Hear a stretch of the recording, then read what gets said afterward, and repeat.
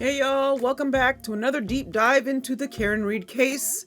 If you thought the last few pretrial hearing days were intense, buckle up because day 3 was straight up a legal street fight. The Commonwealth is desperately trying to block any evidence pointing to a third-party culprit. The defense is throwing major accusations at missing evidence, and oh yeah, the prosecution wants Karen Read's attorney-client privilege thrown out the window. And that's just the beginning. So grab a snack, get comfortable, and let's get into it. We know that the prosecution's fight is to block third-party culprit evidence. What's happening? The Commonwealth does not want any mention of a third-party culprit at trial. Their reasoning? They argue there's no real evidence of another person being responsible. They say allowing third-party theories will unfairly prejudice the jury. The prosecution claims it would force them to prove beyond a reasonable doubt that a third party didn't do it, which in their view isn't fair.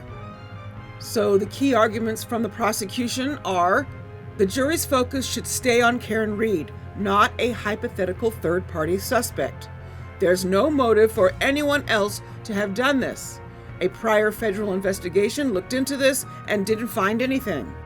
But hold up, my thoughts. If the evidence is so feeble, why are they fighting so hard to keep it out? What were the exact findings of the federal investigation? We don't know because the details haven't been fully disclosed. Isn't it the jury's job to weigh all relevant evidence? If the defense has theories backed by evidence, shouldn't jurors at least hear them? And here's the big question. Why is the Commonwealth so afraid of alternate suspects being mentioned? Now the defense pushes back. What about the missing phone and car? Here's where it gets suspicious. The defense argued that key pieces of evidence are being ignored. They pointed out that Brian Albert disposed of his phone, which means potential texts, calls, and messages from that night, gone. Oh, and let's talk about the Ford Edge spotted near the crime scene. What is the defense saying? A plow driver saw a Ford Edge parked in the exact location where John O'Keefe's body was found. Guess who owned Ford Edges? Brian Albert and Colin Albert. The prosecution downplayed this as irrelevant. My take? A missing phone and a car matching the description at the scene? That's not irrelevant. How is this not a red flag? If this was Read's phone or her car in question, you better believe the prosecution would be all over it. If the jury isn't even allowed to consider this, how is that a fair trial? Here's the thing. The Commonwealth is fighting hard to make sure the jury never even hears this information. Why? Okay, so now we're at the HBO documentary drama Unsolved Productions footage. The prosecution wants 200 hours of documentary footage. The prosecution filed a motion to subpoena all recorded footage from the HBO docuseries covering Read's case. They claim that Karen Read made contradictory and possibly incriminating statements on camera. The production company has over 200 hours of footage. So, key issues. The defense wasn't even aware of the prosecution's conversation with the documentary crew. The prosecution argues that Karen Read's statements on camera are admissible in court because they were made publicly.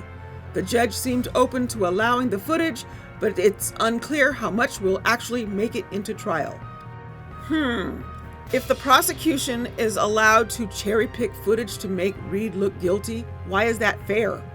Why is the defense only now finding out about these backdoor discussions? This feels like damage control, trying to use edited media to paint a narrative rather than just relying on direct evidence. This trial is not a reality show. The court should be dealing in facts, not an edited for TV version of the case. Now there's this shocking motion to break attorney-client privilege. Yep, you heard that right. The prosecution wants access to Karen Read's private communications with her lawyer. Their reasoning? Read allegedly waived privilege by talking publicly about her conversations with her lawyer. They want texts, emails, and phone records related to those conversations. They claim Reed voluntarily made these statements public, so it's fair game. The defense was furious. They argued this is an attack on legal rights and sets a dangerous precedent. The attorney-client privilege is one of the oldest legal protections in existence. The judge didn't seem fully convinced by the prosecution's argument. And what do I think? This is a slippery slope. If this motion is granted, it could make it easier for prosecutors to go after attorney-client communications in the future. If Karen Reed had a different defense strategy, would they be doing this? Or is this just about dismantling her defense? The government digging into private legal conversations should make everyone nervous. Now we're at the part where jury selection battles begin. Jury selection is going to be a mess. The court is reviewing the juror questionnaire, and it's already causing drama. So what are the biggest issues? Should jurors be asked if they automatically trust police officers? How to phrase the reasonable doubt question in a way that doesn't confuse jurors? And how do they handle jurors who already know about the case? And what do I think? Jury selection will be critical. If the wrong jurors are chosen, Reed could be doomed before trial even starts. The prosecution clearly wants a jury that won't question law enforcement. That's a problem. Expect a lot of back and forth before the jury is finalized. All right, y'all. After everything we've just went through, I think it's safe to say this trial is shaping up to be one of the most contentious and dramatic legal battles we've seen in a long time. Okay, so let's just take a step back for a second. The prosecution is fighting tooth and nail to keep third-party suspect evidence out. They're claiming it's feeble. But if it's so weak, why not just let the jury hear it and decide for themselves? What are they so afraid of? And then we have this HBO documentary drama. The prosecution suddenly wants 200 hours of footage, at the last minute, might I add, to try and find something, anything that makes Reed look bad. But let's be real. In any kind of long-form documentary or reality TV filming, you can edit things to look a certain way. The question is, are they looking for the truth or just trying to paint a narrative? And then there's the shocking motion to break attorney-client privilege. This one, y'all, is disturbing. If the judge actually allows it, that's not just a problem for Karen Reed. That's a problem for every single person who has ever needed a lawyer.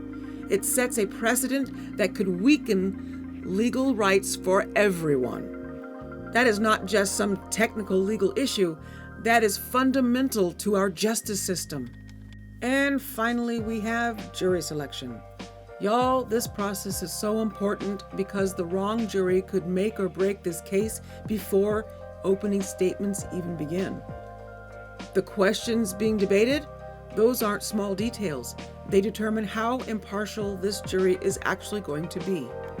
So, where does this leave us? Is Karen Reed getting a fair shot at a defense? Is the judge handling things the right way? And what about this missing evidence? Shouldn't that be fully investigated before we start locking in a trial date? This case is definitely far from over, and I can guarantee you we're going to see even more legal twists and turns before this goes to trial. So, I want to hear from y'all. What do you think? Are the judges' rulings fair so far? Do you think the defense has a chance?